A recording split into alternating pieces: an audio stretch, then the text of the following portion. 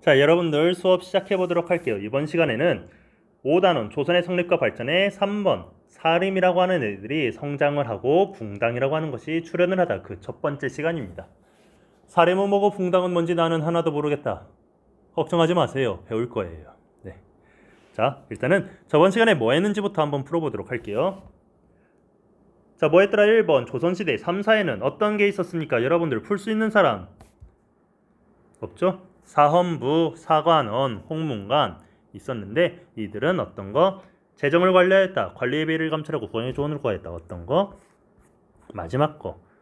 관리의 비리를 감찰, 국왕에게 조언을 하였다.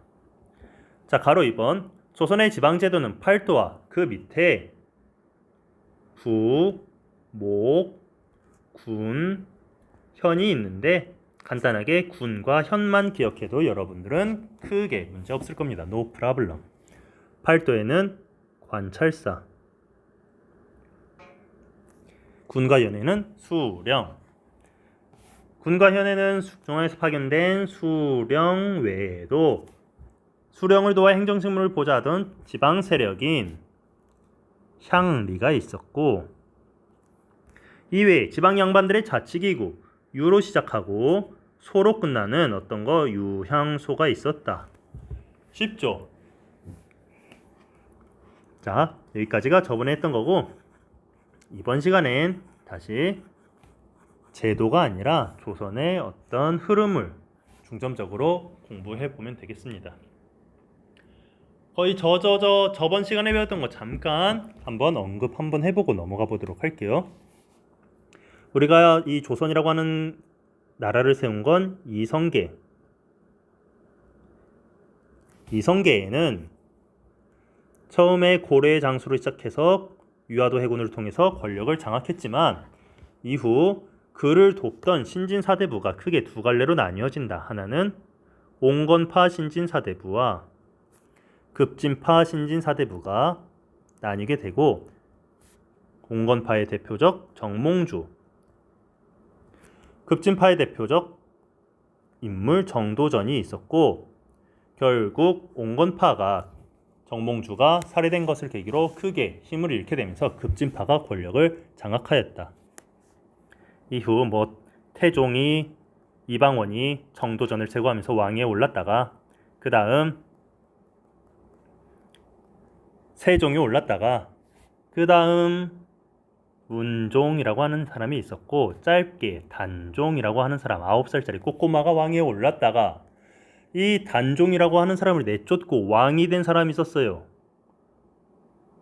단종의 삼촌 누구? 수양대군, 다른 말로 세조라고 하는 사람이 있었습니다. 근데 이 세조가 혼자 힘으로 권력을 장악할 수 있었냐? 그건 아니었겠죠. 어떻게 혼자 힘으로 다 해? 세조를 따르는 애들이 있었기 때문이었죠. 수양대군을 따라서 수양대군을 왕에 오르기 위해서 협조를 했던 조무래기, 졸개, 혹은 브레인, 혹은 행동대장 이런 애들이 있었습니다. 얘네들이 수양대군을 세조로 즉위시키기 위해서 크게 공을 세운 신하들이었어요. 다른 말로 공을 세운 신하, 줄여서 공신이라고 합니다. 공부의 신이 아니라 공을 세운 신하. 얘네들은 그러면은 이렇게 위험을 무릅쓰고 수양대군을 세조로 즉위했는데 바라는 게 있을 거 아니야. 바라는 게 뭐겠어? 칭찬의 박수 이런 건 아니겠지. 관직, 높은 관직을 주십시오. 넓은 토지를 주십시오. 많은 노비를 주십시오. 라고 하면서 세조의 즉위에 공을 세운 이 공신들은 높은 관직, 넓은 토지, 많은 노비를 획득해가지고 대대손손 잘 먹고 잘 살았으니 얘네들을 뭐라고 불렀냐? 공을 세워가지고 훈장을 받은 게 훈장이라고 하죠. 굉장히 오래도록 지속되어서 오래오래 잘해먹고 살았다라고 해서 훈구 세력이라고 부릅니다. 얘네들은 이후 세조가 죽고 나서 성종 시기에도 크게 영향력을 행사하고 있었어요. 얘네들의 세력이 워낙 막강했기 때문에 성종 때 왕의 권한은 낮아질 수밖에 없겠죠. 상대적으로. 여기서부터 시작을 합니다. 자, 필기 해보도록 할게요. 자, 네모 1번 사림이 정계에 진출한다. 사림의 등장이라고 하는데 일단 우리는 지금까지 살펴봤던 훈구라고 하는 애들을 먼저 배워볼 거예요. 출시는 누구의 즉위를 도왔다? 세조의 즉위를 도운 공신이다. 특징은 중앙에 높은 관직, 고위 관직을 독점을 하면서 정치적인 권력을 차지하고 많은 토지, 넓은 노비, 이상하죠? 넓은 토지, 많은 노비 등 막대한 재산을 보유하였다. 얘네들은 중앙에서 높은 관직을 차지하면서 사람 욕심이란 게 그래요. 나에게 권력이 주어지면 더 많은 권력을 얻고 싶어해. 내가 비록 중앙에 있지만 저 지방 구석구석에 있는 데까지 나의 힘이, 나의 영향력이 미쳤으면 좋겠어. 우리가 지방을 컨트롤했으면 좋겠어. 중앙에 앉아서 곳곳까지. 중앙에 권력을 집중시킨 중앙 집권 체제를 강조하였다. 그래서 성종 때까지 남아가지고 크게 영향력을 행사하였는데 성종의 입장에선 좋겠어 싫겠어? 싫죠. 뭐 훈구 세력이라고 무슨 자기 조상님 때 공을 세운 신하들이 지금 자기 통치 기간에도 막 으스대면서 막 이러고 있으니 그래서 성종은 생각합니다. 이 훈구 세력에 대항해서 나만의 세력을 키워야겠다 이렇게 생각을 해요. 그러면서 눈을 두리번 거리다가 좀 어디 신선한 프레시한 뭐 휴먼 없나 막 이렇게 보다가 어디에 이제 눈길이 가냐? 저쪽 지방 시골 곳곳에 있었던 또 다른 이제 사람들 선비들을 발견하게 돼요. 얘네들은 스스로 우리들은 선비다. 선비 사자. 선비들이 숲처럼 우글우글하다. 숲에 있는 나무들처럼 우글우글하다. 숲을 림자라고 해가지고 사림이라고 불렀는데 사실 얘네들은 완전히 뉴페이스가 아니라 얘네들을 쭉 거슬러 올라가면 누구와 맞닿아 있냐? 바로 얘네에게 맞닿아 있었어요.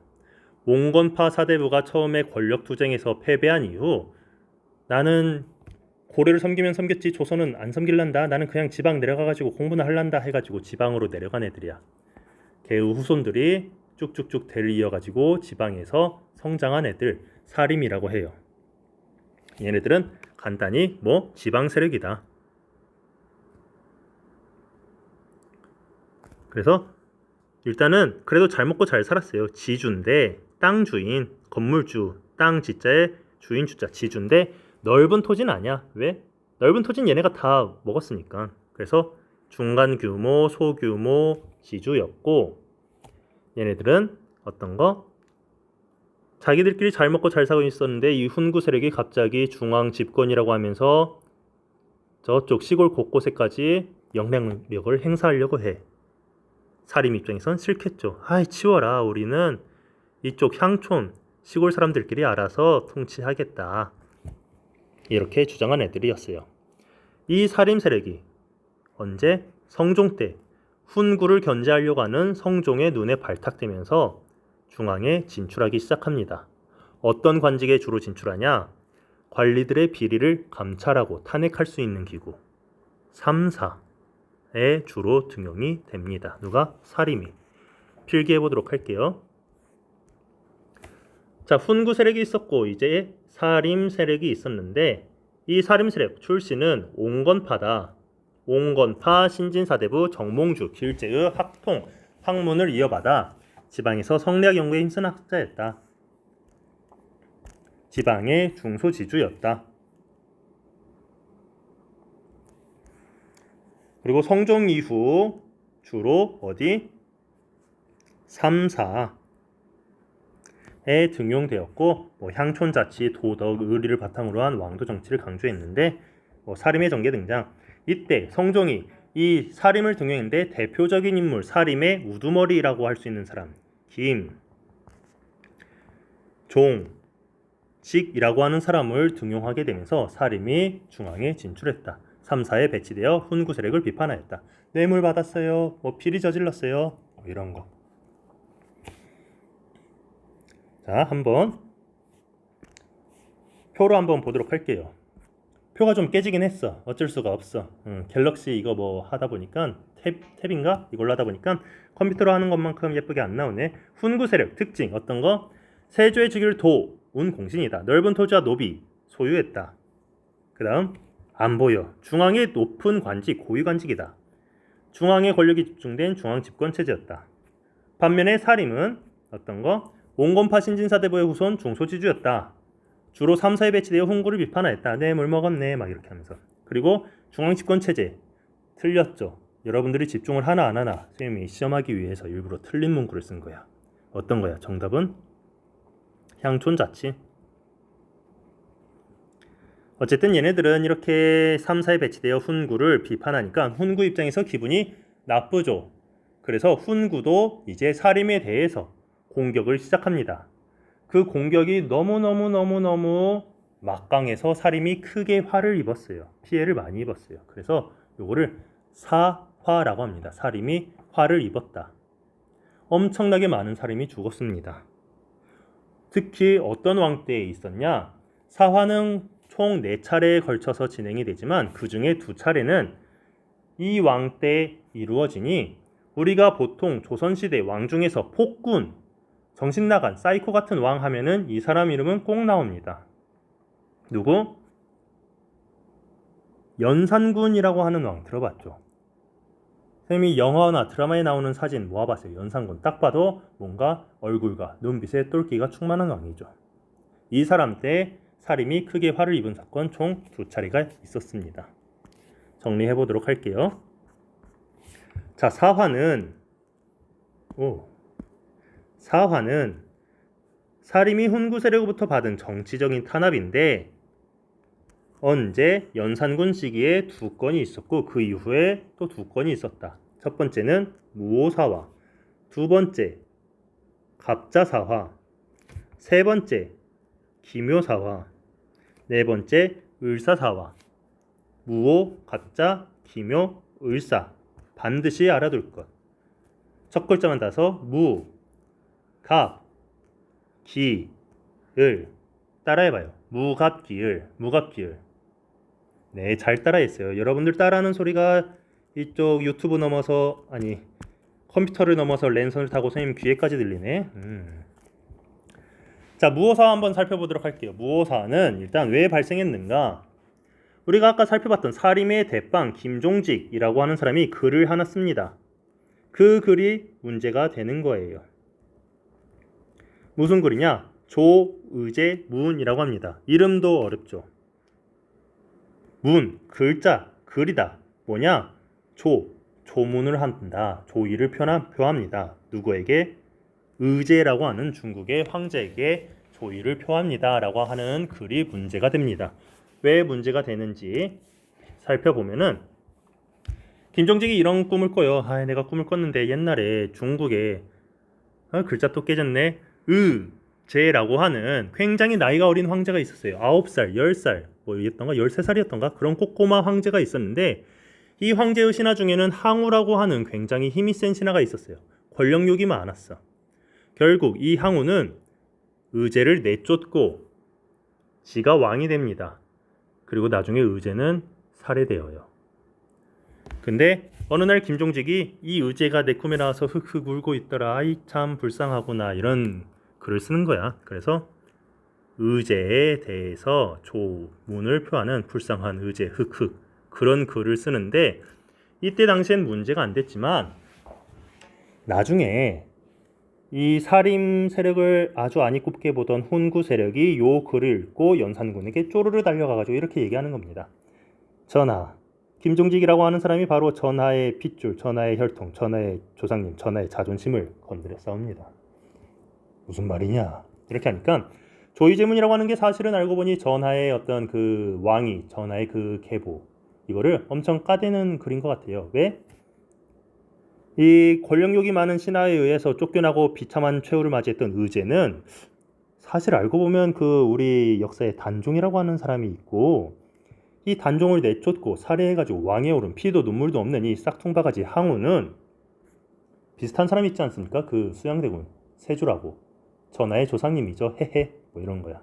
그러니까 이 조의제문은 의제를 추모하면서 항우를 굉장히 비판하고 있었는데 이건 마치 전하의 조상님인 세조를 비판하고 있는 거 아닙니까? 이거 완전 대역죄인이네요. 막 이런 거야. 그래서 어떻게 요것이 계기가 되어가지고 사림이 굉장히 많이 죽어요. 김종직은 요때 이미 죽었기 때문에 김종직의 제자들, 후손들이 굉장히 큰 타격을 입습니다. 그래서 쭉 보면은 자, 조이제문 중국의 항우가 초나라 의제를 살해한 것을 슬퍼하며 지은 글로 훈구는 이 글을 누구? 세조의 단종 폐위를 비판한 것으로 해석하여 사림을 공격하였다. 이런 게 무오사화 되겠고, 자, 갑자사화는 뭐냐? 이 연산군도 알고 보면 참 그 불쌍한 놈이야. 왜 불쌍하냐면은 연산군이 아기 때 사실은 아빠가 있었고 왕이었겠죠. 엄마가 있었는데 연산군이 아주 어렸을 때 꼬꼬마 응애응애 시절에 이 엄마가 궁궐에서 쫓겨나. 그리고 사약을 먹고 죽어. 연산군은 이 사실을 몰랐어. 근데 나중에 커서 알게 된 거야. 우리 엄마가 사약을 먹고 피를 토하면서 비참하게 죽었다고? 엄마의 원수, 내가 다 죽여버릴 거야. 이렇게 하면서 이때 자기 엄마의 폐위, 궁궐에서 쫓겨나고 사약을 먹는 그 과정에 관여했던 신하들을 죽이고 쫓아내고 유배 보내고 막 그래요. 이것이 갑자사화예요. 연산군의 친어머니가 폐비되어 죽은 것이 구실이 되어서 이 친엄마와 관련이 있는 사림 그리고 훈구 조금 이렇게 타격을 입은 거 갑자사화예요. 여기서 어쨌든 사림이 큰 피해를 입었다라고 합니다. 그거 말고 연산군이 이제 하도 막 사람 죽이고 내쫓고 술 마시고 정치 안 하고 막 개판으로 하니까 신하들 입장에서는 아이고 저런 것도 임금이라고 우리가 섬겨야 되나 말아야 되나 고민을 많이 해요. 그래서 어떻게 하냐? 신하들이 모여가지고 우리 이러지 말고 연산군 내쫓읍시다. 저런 그 멍청한 이상한 왕으로 섬기지 말고 내쫓고 좀 정상적인 사람을 왕으로 세웁시다 라고 하면서 반란을 일으킵니다. 요거를 반란을 일으킨다. 어떻게? 반란을 일으켜가지고 올바르게 되돌려 놓겠다라고 얘네들은 주장을 해요. 그리고 이 과정을 통해서 왕이 한 명 즉위했으니 이 왕 중종이라고 합니다. 그래서 이 반정은 중종 반정입니다. 중종 반정을 통해서 연산군이 쫓겨나고 중종이 왕위에 올랐습니다. 자, 이 신하들 연산군을 내쫓고 다른 사람을 왕위에 올렸어요. 위험을 무릅쓰고 이렇게 참 일을 하더니 아주 대단하죠. 공을 많이 세웠죠. 공을 많이 세운 공신이 되어서 뭘 원하겠어? 칭찬의 박수 원하겠어? 아니죠. 높은 관직, 넓은 토지, 많은 노비를 원하는 거야. 그리고 그럴수록 얘네들의 세력, 영향력은 점점점 커져가고 중종의 권한은, 왕의 권한은 높아지겠어, 낮아지겠어? 낮아지죠. 신하의 입김이 세면 셀수록. 그러다 보니까 중종이 처음에는 이 공신들한테 이제 기죽어서 어깨도 못 펴고 있었는데 나중 되면은 중종도 생각해. 아이고 얘네 이 공신들 어떻게 좀 견제를 해야겠어 라고 하면서 뉴 페이스를 찾게 되니 걔네가 누구다? 역시 다시 사림이다. 이렇게 이해를 하면 돼요. 그 중에서도 조광조, 앞으로 읽어도 조광조, 뒤를 읽어도 조광조라고 하는 사림을 등용을 해가지고 자신의 세력으로 삼습니다. 자, 여기까지 한번 정리해 보도록 할게요. 자, 중종 시기, 중종 반정으로 연산군이 실각 쫓겨나고 중종이 즉위를 하게 됐는데 반정 공신, 이 연산군을 내쫓은 이 공신들이 높은 관직, 넓은 토지, 많은 노비들 이렇게 하고다 보니까 권력이 세죠. 이 권력을 견제하기 위해서 중종이 누구? 조광조 등 사림을 등용을 한다. 그래서 조광조가 몇 가지 개혁을 하니 그 개혁 뭐냐? 동그라미 1번 도교의 행사를 주관하는 하늘의 제사를 지내던 기구 소격서라고 하는 것을 폐지를 합니다. 우리 조선은 유교 국가다. 근데 무슨 도교냐? 폐지. 그래서 도교 행사를 주관하는 기구 소격서라고 하는 걸 폐지하고 조광조가 보기에 아이고 자기 혼자 이 개혁을 하려면 힘이 붙여요. 저를 도와서 개혁을 추진할 인물들이 필요합니다. 어떻게? 그 매번 과거 시험 봐가지고 막 채점하고 막 뽑으면은 골치 아프고 복잡하고 하니까 똘똘한 애 있으면 추천을 하면은 그냥 바로 등용합시다. 낙하산 합시다. 뭐 이렇게. 추천제, 현량과를 실시합니다. 그래서 요거를 통해서 많은 살인이 중앙으로 진출했는데 이렇게 조광조가 자기 편이 많아졌다 이렇게 생각이 들 때쯤 이 공신세력, 반정 공신세력을 공격합니다. 뭐라고 공격하냐? 제가 봤을 때 이 공신, 공을 세운 신하라고 하는데 얘네들을 보면 정말 실제로 병사들을 불러 모아가지고 연산군을 내쫓는데 공을 세운 신하, 돈을 모아서 자금줄을 댔던 공을 세운 신하가 있는 반면에 슥 박쥐처럼 여기저기 오며 가며 눈치 보다가 마지막에 합류한 가짜 공신, 혹은 정말 아무것도 안 했는데 어떻게 그냥 마지막에 뇌물 줘가지고 이 공신 명단에 오른 가짜 공신, 이런 애들이 있습니다. 얘네들을 뭐라고 하냐? 훈장을 받았지만 굉장히 위선적인, 거짓 위자를 써가지고 위선적인 공신, 위훈이라고 합니다. 얘네들 공신 명단에서 삭제하십시오 이렇게 하는 거야. 중종 반정으로 공신 명단에 오른 일부 신하를 얘네들은 가짜다, 사기꾼이다 라고 하면서 공신 명단에서 삭제하는 건데, 이렇게 되니까 얘네들이 가만히 있겠어? 이 공신 집단이 가만히 안 있죠. 조광조를 엄청나게 공격하고 중종도 이 시기쯤 오면 조광조라고 하는 사람에게 실증을 느껴. 아, 쟤 너무 과격해, 별로야. 중종도 조광조를 공격해서 제거합니다. 그를 따르는 살인들도 많이 제거하고 살인이 크게 화를 입었죠. 살인이 화를 입은 사화, 기묘사화라고 합니다. 조광조의 급진적인 개혁 정책이 배경이 되어서 중종과 공신이 조광조를 제거하고 살인을 축출한 거, 기묘사화.